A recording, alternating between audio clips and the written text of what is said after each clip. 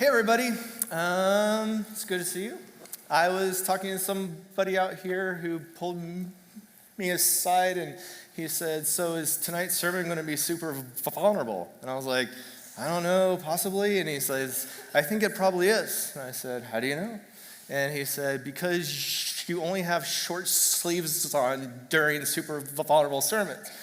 And I was like, I kind of squinted a little bit. I'm like, yeah, you're right. Like, it's more of the I'm going to just show up as who I am, and I got to I don't know, be all there. Anyway, so it is kind of like a teaching today that's more for us as a family. That's how it felt for me. It created this very thankful idea inside of my heart, and I'm going to try to convey it for us as much as possible. Our church has been doing this sermon series through the book of Ephesians, and it's been going verse by verse by verse, compared to picking a topic and saying, I'm going to preach this topic. Here's this verse I all of a sudden have, and then it's like, how does it preach to my heart? And that's the fun of the Bible, right? The Bible pages through our heart compared to our heart's page through the Bible. And there's a big difference between the two. And so going through this verse, it is created such this passionate feeling of thanksgiving for me. So I'm going to say this verse like super early on. Here it is. And so as a congregation, help me out here. Let's just say this together. Be kind and compassionate to one another, forgiving each other, just as in Christ God forgave you. Follow God's example, therefore, as dearly loved children, and walk in the way of love, just as Christ loved us and gave himself up for us as a fragrant offering and sacrifice to God. So off the bat, this passage is about love. This is about love. And that is such this very ethereal, abstract term, love. And so I began to think about this time that I experienced like church, that verse and church combining together. And the first time that I experienced this had been the summer of 2002, 2003-ish. So it's hard to peg down for me. So could be in 2002, could be in 2003, I don't know. Anyway, so I had this job summer of 2002, 2003 in San Francisco. And so I was paid to be like this guy who was the expert on poverty, the poor of the area, from a church Christian perspective, to create a program for churches to come to experience the plight of poverty, and then I could teach them how to actually be effective. And this was back in 2002, 2003. And so even though the idea of that sounds fantastic, it turned to be more of like I felt like I was a tour guide for churches. And churches would come out a whole summer long, church after church after church, and they expected to be taken care of. And they expected to be patted on the back for passing out peanut butter and jelly sandwiches to homeless people. I'm just going to sound super angsty. Okay? People enjoy serving, but they don't very often care about the people they're serving. And so in San Francisco, there were all these homeless people who I saw as friends, who I got to know their stories and the things that they cared about, their broken hearts, their places they grew up, their families, their pain, all this stuff. And these churches would come out and they would expect to serve during the day, then go out to a hotel in the evening and go out to eat and come back during the day. It was gross. And I hate that. Anyway, I was in charge of this. I had to cater to them. Very customer servicey thing, because by Friday, they would say, did I do a good job or not? Did I serve them? But they were there to serve. So it was this whole summer of just serving churches so they could hypothetically serve the poor. I was dying And then there was this church who came. And this church had been the final group for the summer. And they said, I'm here to serve. Tell us to do anything.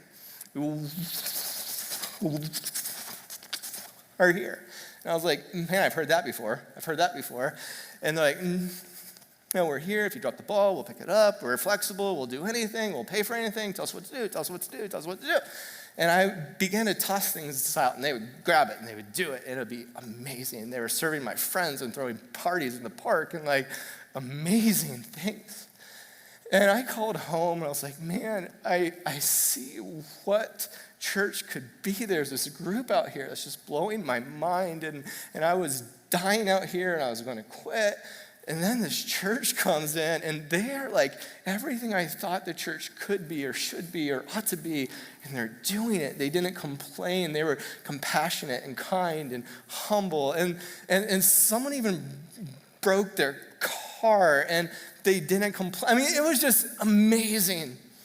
And so if you think about this passage and the things that Paul is beginning to say, this is the first situation that I can think of the church and Christians beginning to embody the image of God. Here's the passage again. Check this out. Follow God's example. Wait, where did it go?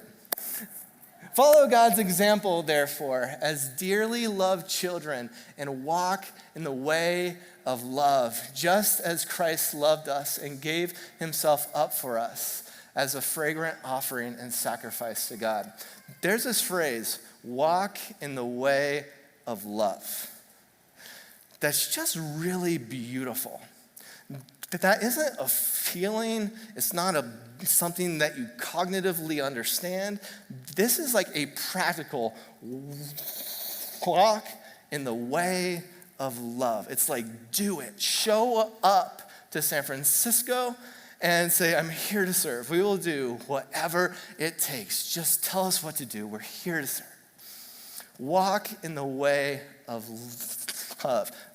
There is this Jewish story about how God chose to place the temple there in the place that it is today. This story is not in the Bible. You will not find it, but it's gotten passed down from generation to generation to generation. It is a Jewish folklore, and it didn't happen probably. Okay, we're starting there. But the Apostle Paul probably heard this because it's been shared forever. There's this story about two brothers who had a father. And the father had a ton of property. And he had this brother over here, and he had this brother here. And the brother over here had a big family. He was married, he had kids, and his kids had kids. And then the brother over here, he was single. He didn't have totally anyone, but he was happy, okay? So for all you single people there, it's cool to be single. He was happy.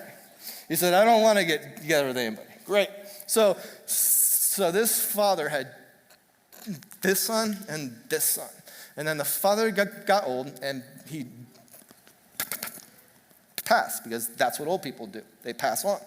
And so then he split his inheritance, and he gave a 50% portion, a 50% portion to the older brother, and a 50% portion to the brother who did not have anybody, but he was happy. So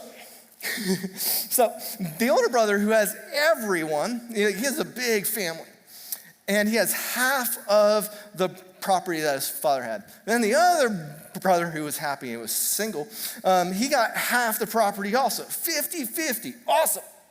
But the older brother felt horrible for the other brother, right? He thought, man, I have tons of family, I have tons of people who can take care of me, who can take care of the property. I got tons of things. He doesn't have anybody. He doesn't have people to take care of the fields, doesn't have people to take care of the grain. He doesn't have anybody. And so the older brother, he had this brilliant idea. He said to himself, so after it gets dark, I'm going to go into the silo and take a bag of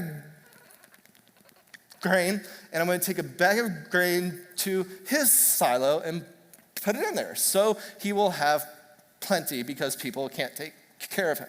So he began to take this bag of grain. It got dark, and he goes to his brother's silo and puts it in. Then he goes home, and he does this day after day after day after day after day after day for a really long time. Same time, the other brother, who is single but ecstatically happy, he points at the older brother, and he feels terrible for his older brother because it's only him, but the older brother has all these people to take care of. And so he feels bad. He's like, I'm the only one here. I don't really have to provide for anybody, but I'm really happy in that. I feel compassion for my older brother who has all of his family and has the same quantity of grain as me. So he had the idea. So after the sun goes down, he's going to take a bag of grain from his silo and take it over to his brother's silo. And he did that. So every night, he'd take a bag of grain from his silo, throw it over his back, and take it over to his brother's silo, put it in there. They each, the following morning, would come home, and they would go in their silos and go, it's the same amount of grain. And they would praise God because God provided for them, although they continued to take bags of grain every day to the brother's silo, their grain never got depleted. So, after a huge amount of time passed, it had to happen. Correct? It's pitch black out. The brothers, they're doing this every night, and the odds are that they are going to finally bump into each other. And it happens. And so they're carrying these bags of grain, and they bang into each other, and they fall on the ground. And they don't have to say anything because it's so obvious. All of the pieces begin to be put together in their heads of the things that happen. It's like, oh my gosh, the both of us have been doing the same thing. The both of us saw each other. The both of us had compassion for each other. The both of us adore each other. The both of us serve each other. The both of us sacrifice each other. And they got up and they hugged and they threw a party on that spot. The Jewish people say it was at that point that God saw the thing that had been happening, and he gazed down on the two brothers and he said, I'm going to build my temple right there. Because my temple is a house of compassion, it's a house of sacrifice, and it's a house of love. I love that. Because through this journey that you see, and in this heart of what the Jewish people say the temple is the thing that Paul is saying here in Ephesians 5:2. He's saying, walk in the way of love. And that is seen in these two brothers who could see each other and they're not jealous of each other. They're not proud of who they are and putting the other down. They're not angry at each other. Do you see what I'm saying? Like, these two brothers actually were embodying it and doing it. And they celebrated what God was doing. And it was beautiful. Walk in the way of love. Now, how do you do it? Like, that's the place that I go, right? Like, how do you, so I hear this verse, like, walk in the way of love. And it's like the first thing I think is like, okay, I will be better at something. I'll get better at feeling something. But that's not what this is. It's an actual doing thing. And the idea of love is so typically, it's so ethereal that people don't typically practice loving. However, in 1 Corinthians shows us and defines for us, it takes the ethereal, and it brings it down and says, here's how you actually do it. Here's how you embody it. Like, these are actions and personifications of love. So here it is. Love is patient. Love is kind. It does not envy. It does not boast. It is not proud. It does not dishonor others. It is not self-seeking. It is not easily angered. It keeps no records of wrongs. Love does not delight in evil, but rejoices with the truth. It always protects, always trusts, always hopes, and always perseveres. That is love. And that is pretty cool. It begins by saying it is patient and it is kind. I'm going to begin to tell stories personifying how I've experienced these things. On the topic of patience and kindness, I want to tell the story of you. I have been coming up here and doing sermons since 2007. And the journey that I and you have gone on has embodied patience and kindness. I know it is not easy to sit there a bunch of times as I am up here. Sometimes it's uncomfortable. Sometimes it's hard to hear. Sometimes it's like, will you just spit it out? And I know. In the beginning, I was embarrassed of how I talked up here in front of the congregation, in front of you. And I would practice so hard to be perfect. So I would, just be as fluent as possible. Today, I don't care.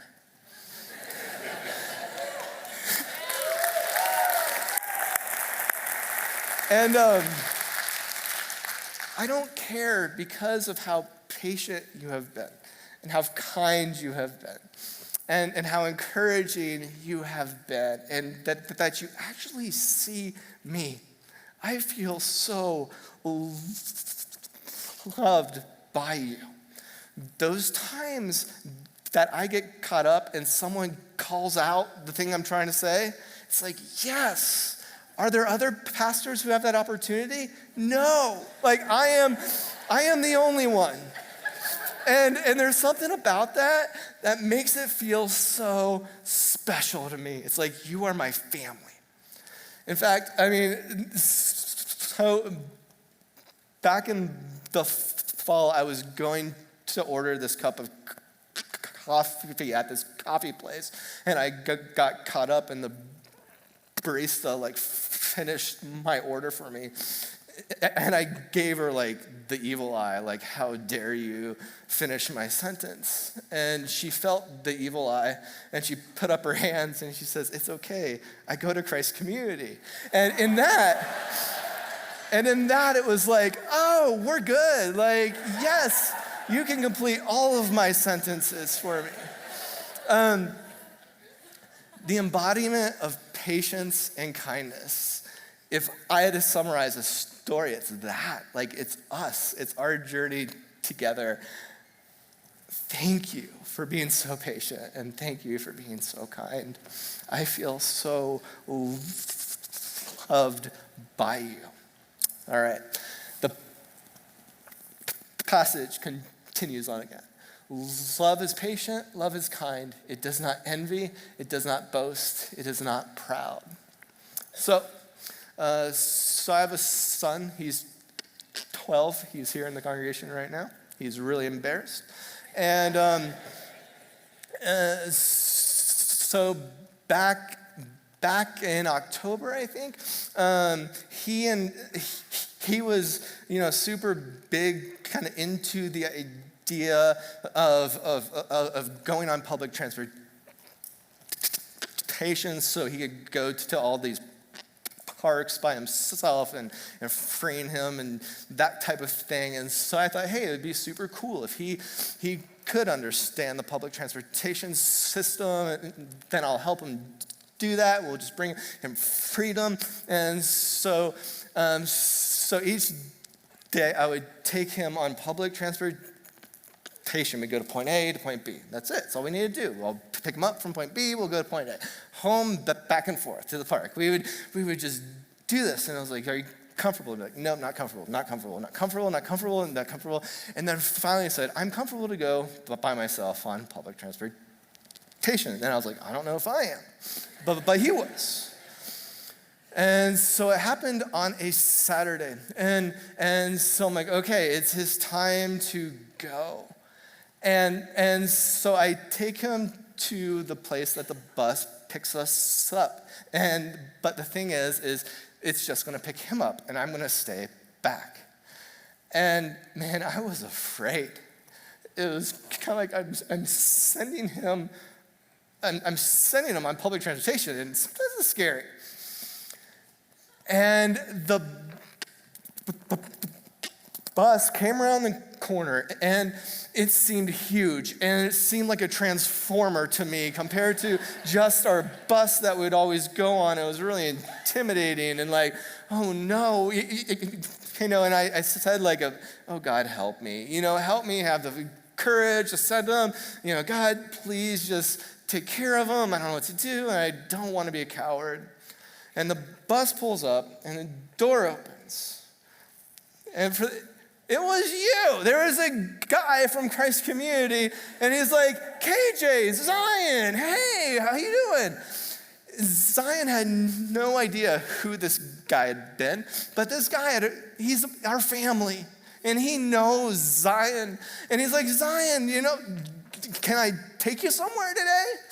And I'm like, I'm bawling because I was like, man, God, you take care of me.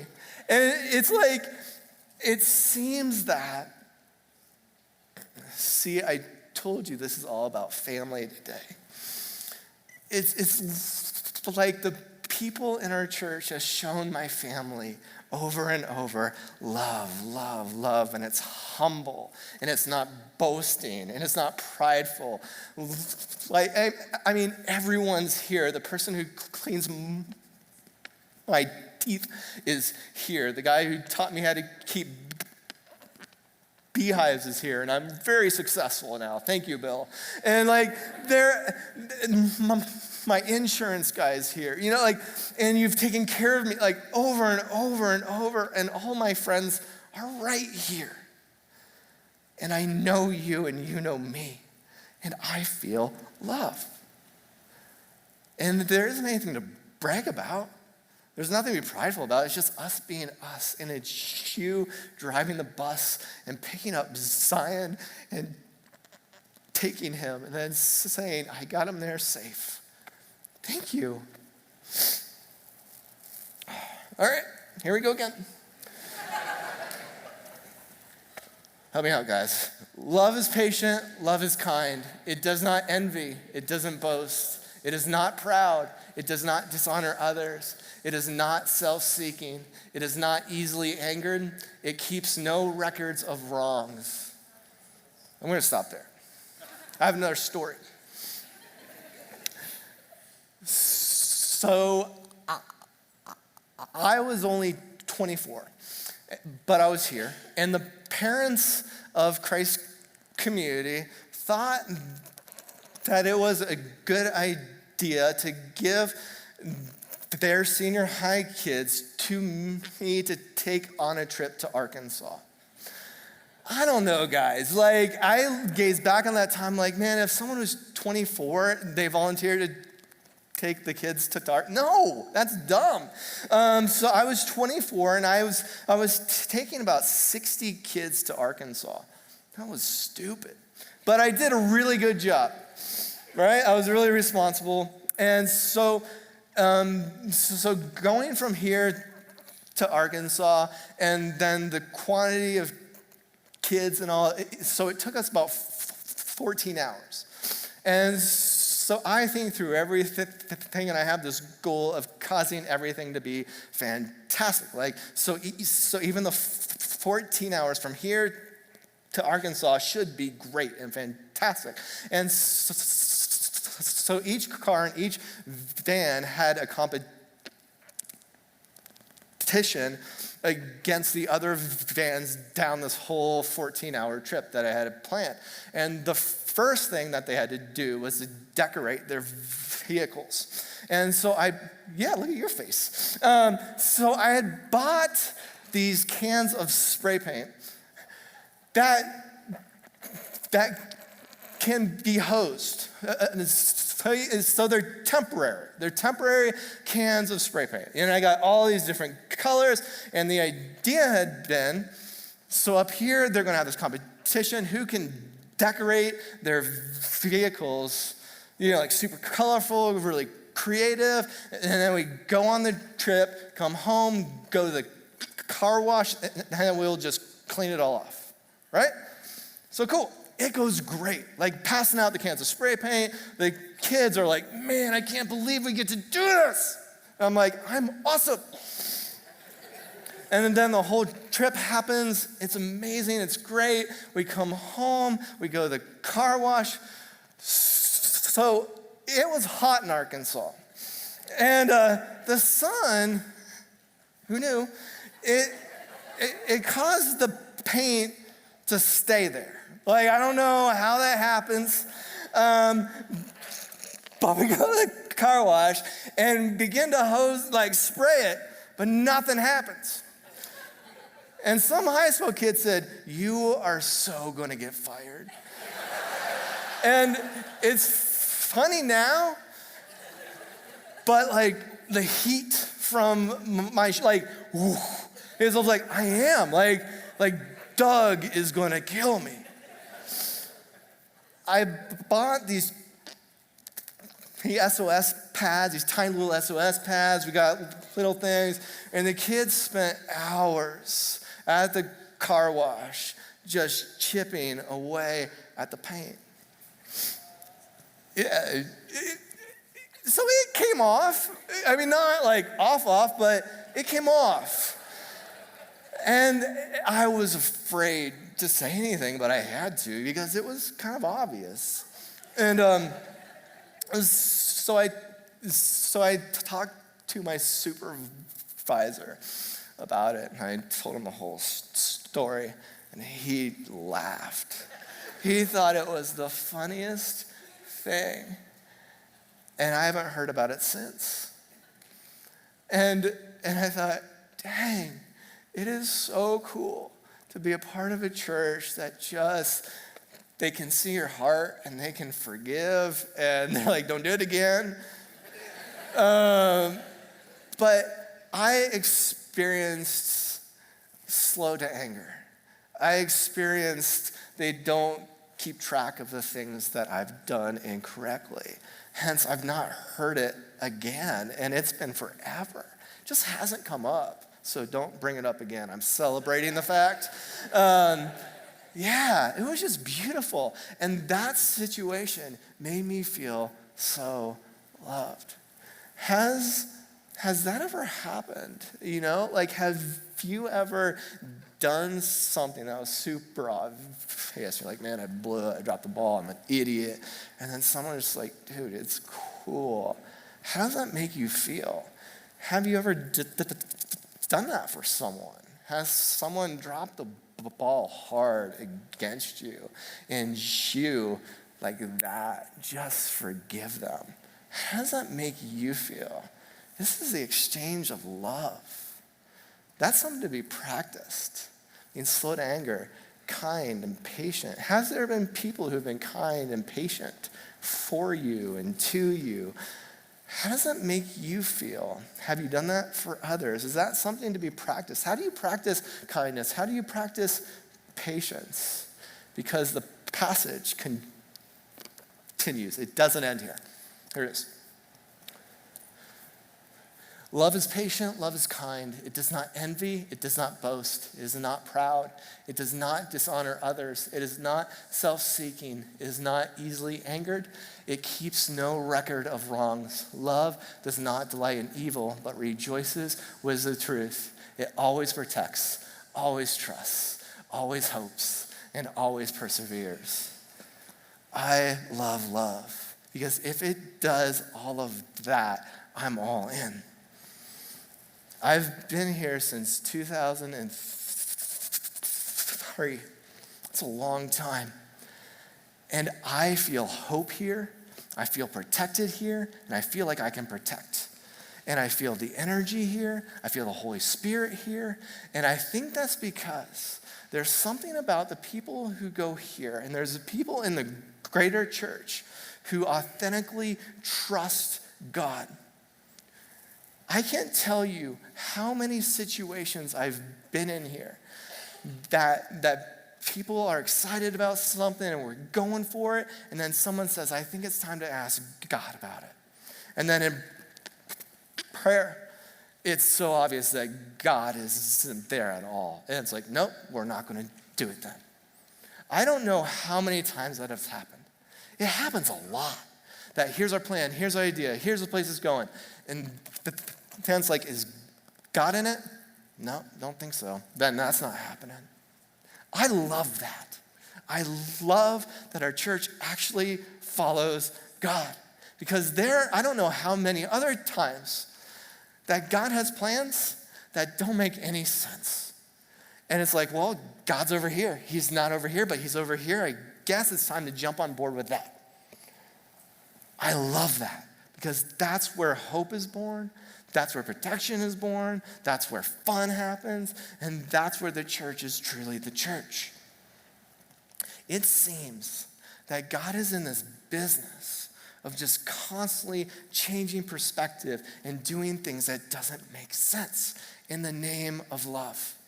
Because God is a God of love, love, love. And this church has made me feel so loved. God oftentimes changes perspectives, changes hearts, and teaches people to dream dreams they've never had. That's probably a perspective that our church had back in 2002 or 2003. The time that our church brought a group of people to San Francisco to be taught about poverty. Christ Community Church came out to San Francisco, and I was dying. And they showed me the thing that church could be, should be, and the church that I dreamt of. And somehow, I'm here. And I've been here since 2003. And I have experienced...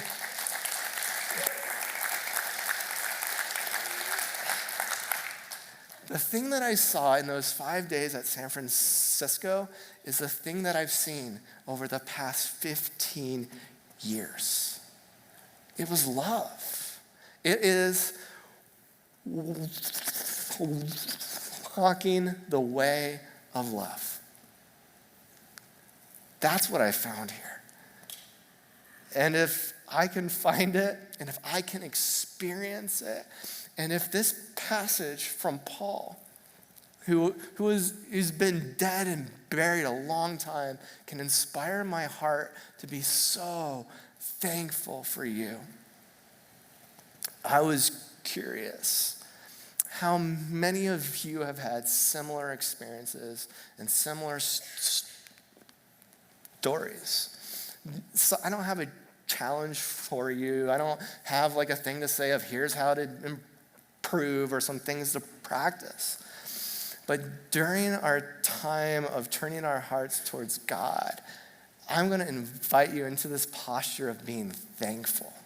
Because the odds are is you have had people who have been patient towards you. You've had people that have been very kind to you. The odds are is that you have dropped the ball and someone has said, it's okay. There's been people that have been slow to anger. That there has been people who have trusted you. There have been people who have protected you. There has been people who have helped you dream and put hope in you. The odds are is you have experienced love, and that is profound. So, I'm going to transition us in prayer, and then as a church, it's going to be time for us to do the second half of the verse for Ephesians 2. It says that Christ gave himself up for us, and that had been this pleasing aroma to God. And so I just have like this picture of turning our hearts and just being thankful for the people that God has given us, the grace that God has given us, the heart that God has given us, and bringing those as a sacrifice to God and just being like, thank you, and help me embrace this more. Does that sound cool? All right, I'm going to say a prayer, and then it'll be time to offer our hearts to God. Jesus, we thank you that you are a God of love, and that you embody it, that you are the act of in and of itself. Jesus, we thank you of the things that you are doing, things you have done, the stories that you are creating. God, we thank you that you see our hearts and the desires that our hearts have to be loved. Help us to see that we are. Jesus, help us to see that we are loved